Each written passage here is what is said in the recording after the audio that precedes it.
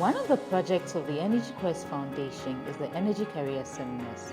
We annually organize the career seminars to support individuals with career interest in energy and others vying to grow in the sector. Enjoy snippets of our previous seminar. So Henry, would like you to help us in a similar space, but since you are in downstream and you're well equipped in a very big business in the downstream sector, equally help us understand how you have ended up in that space and how can just anybody here get there to what is the whole downstream business about?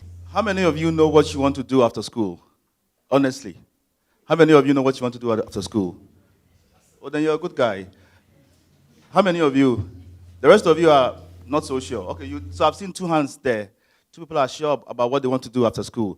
The rest of you, I was like you about 18 years ago. I had no idea when I was leaving the university what I was going to do. I had no figment in my imagination that maybe 18 years down the line, I'll be the group managing director of a big multinational company. But I had a plan. So what I'll urge all of you here, first of all, is to have a plan. And be prepared to change the plan as you go along. That's the first step. Hello. There's a question I would ask you, and then hopefully before the end of the seminar, I'd want each of you to honestly tell me what your answer is. Now, are you going to choose your careers by chance or by choice? It's a question I've asked a lot of national service people I've worked with in Puma Energy. And the startling answer, however, I've seen, is that most people choose their careers by chance, not by choice. Most of this is driven by economic reasons. So I haven't been far from you in that way of looking at career. But today I'll share my experience with you. And I'm pretty sure by the time this session is over, you'll be gearing towards more choosing your careers by choice instead of chance. So I went to secondary school, read science, and my dad's prayer at the time was that I should blow and get the grades that will take me to med school. I wasn't a shark. Maybe you guys are sharks. I wasn't a shark. So I didn't blow. I didn't get to med school. But I had grades that enabled me to enter the university to read chemical engineering. I have a very explorative attitude. So whilst in the university, no, even before the university, my dad made me do internship. And that's where the issue of do you choose your career by chance or choice is very important. So I did an internship with the hospital. And clearly, after 3 months in the hospital, I realized I didn't belong there. So I ruled it out. Thank you. While at the university, I did an internship with a gold processing company. I was in the processing lab. And I also realized after 3 months that I didn't belong there. So that was my exploratory activity in trying to find out where I fit best. Subsequently, after completing school, one thing I came to realize was that I wanted to be in energy. The question was, where in energy? So I managed to get myself to the Tema refinery, where I worked as an engineer in their processing plant. After a year, I was given a contract to work for another 6 months. But I realized there again that I didn't belong there. Because and the first step is this. Look, you have to identify, and I hope you guys take notes here. In choosing a career, you have to identify what you are good at. It's the first step. And that comes more with what Mr. Ohiniefa said. Be an avid seeker of knowledge. The more you know about yourself, the more it shapes your direction in choosing your career. I saw something about myself when I was in the university.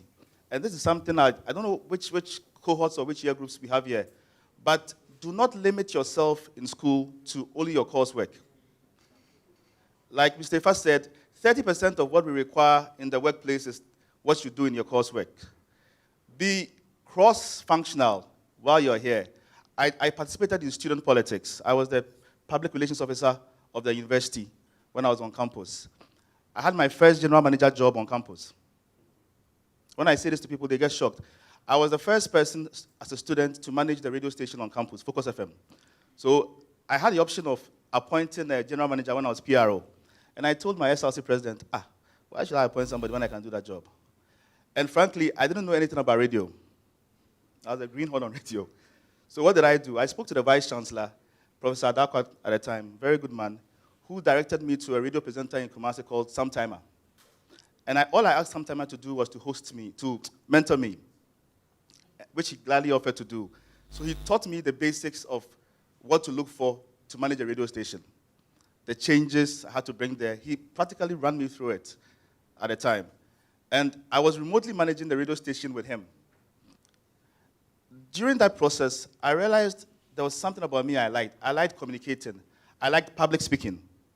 And this is something I fought with my dad about because back in secondary school, even though I was a science student, I was on the school's national debate team. And at the time, we won the national debate finals.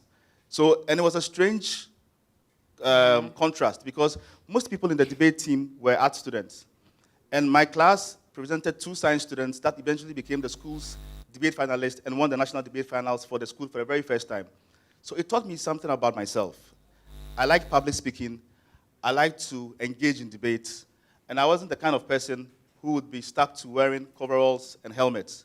So my 1.5-year national service at TOR taught me I didn't belong to TOR. So that's where knowing what you like, knowing what you're good at matters in choosing a career. So after TOR, I left. In choosing career decisions, don't always chase money. Chase knowledge. Chase development. Money will come later. In 2017, a multinational had just come to Ghana, Puma Energy. They were looking for a deputy MD for their bulk distribution company because it was literally had just started. And when I came for the interview, and let me tell you something that's even interesting. There were 2 jobs advertised. So there was a B2B manager and there was a deputy general manager. Mm-hmm. Confidence. He said courage.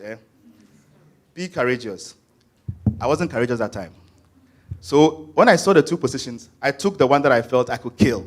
Yeah. B2B manager. I didn't want to risk myself and become deputy general manager. Sorry.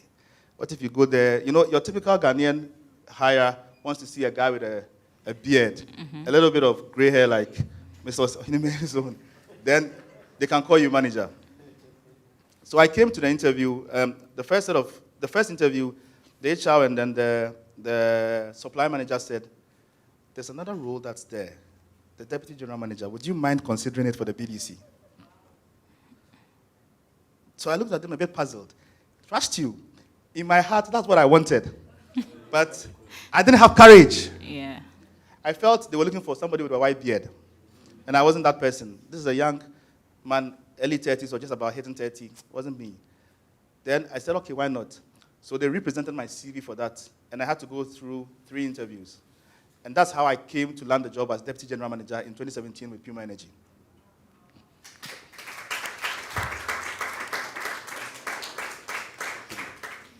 So 3 years down the line in Blue Ocean, I was looking for another job. And I had a conversation with my MD. Very honest conversation. I told him, yeah, I want to move on. I think I'm getting flat. What I want to do in Blue Ocean, the target was to bring us to number 2. We're number 2. So it's time to leave and do something else. Then guess what?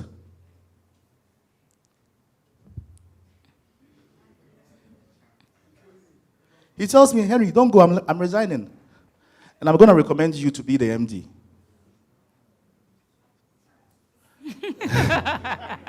So he changes my whole paradigm, like the paradigm changes for me. Am I ready for this? The challenge? Then the courage question comes again. Are you ready for it? Consultations, industry people, discussions here and there. I looked at the big picture. And I said, okay, I'll take it. But I had to go through a scrutiny by way of interviews. So 3 interviews down the line, and then my CEO for Africa says, Henry, I'm going to take a risk on you. We've not done this before. We've never given any Ghanaian this job. The policy of the company, even at the time, was to make sure that whoever becomes MD in a country was a foreigner. So I was going to break the rule for the company. And that in itself was a challenge. And a lot of difficult thoughts that time. Subconsciously, a part of me felt, Charlie, why don't you stay in your comfort zone, where you know as DGM, Deputy General Manager, support an external MD and grow. And a part of me told me, no guts, no no guts, no glory. So then I had to make the bold decision and then take the job. And that's how, for the past 2 years and a few months, I had become the MD of the group.